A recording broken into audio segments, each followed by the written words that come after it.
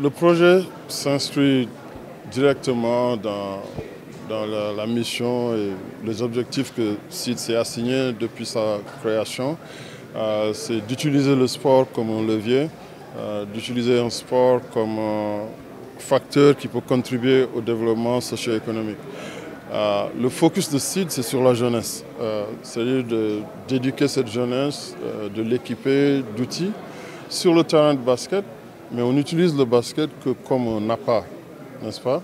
Et on a vu sur les milliers de jeunes qui sont passés par SEED, peut-être qu'il y en a juste quelques-uns qui ont eu des carrières professionnelles, mais ils ont tous eu des métiers au bout. Ils ont tous pu avoir leur éducation, avoir des diplômes universitaires. Et la plupart d'entre eux font autre chose que du basket ou dans le sport. Alors, ce partenariat avec GIZ et le soutien aussi bien de la DGSE, du CNEPS où nous sommes, avec le ministère des Sports, va nous permettre de continuer le travail à l'échelle, de pouvoir servir un plus grand nombre de jeunes. Et quand on parle de métier du sport, il ne s'agit pas seulement d'être entraîneur ou moniteur ou bien arbitre. Tous les autres métiers qui existent au monde peuvent s'appliquer dans le domaine du sport. Je donne l'exemple de ce que nous sommes en train de lancer avec la Basketball Africa League, où nous voulons bâtir une véritable industrie autour du basket. Une industrie qui va créer de l'emploi, mais aussi qui va créer une économie pour l'Afrique.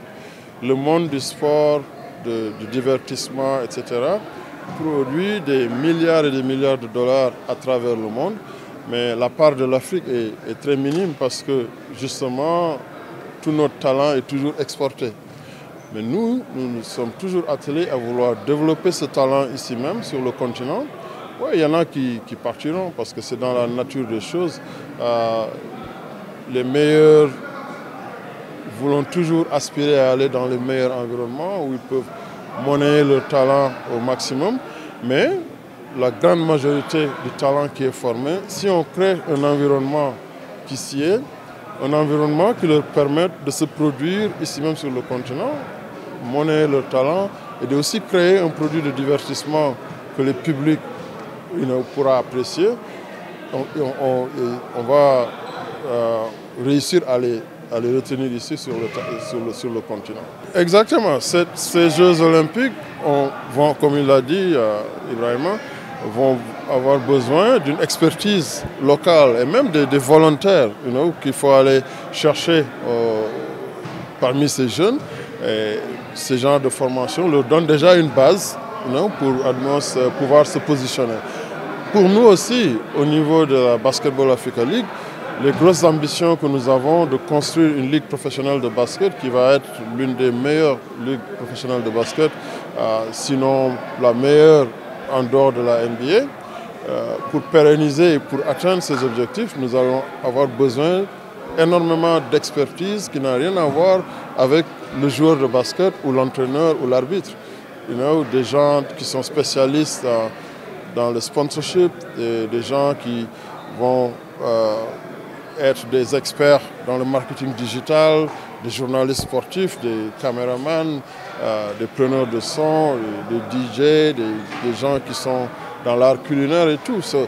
C'est ce langage ce message que nous voulons que la jeunesse, que ce message atteigne la jeunesse, que quand on parle des métiers du sport, ce n'est pas seulement l'entraîneur ou l'arbitre ou celui qui est derrière la table des statistiques. Alors c'est des gens qui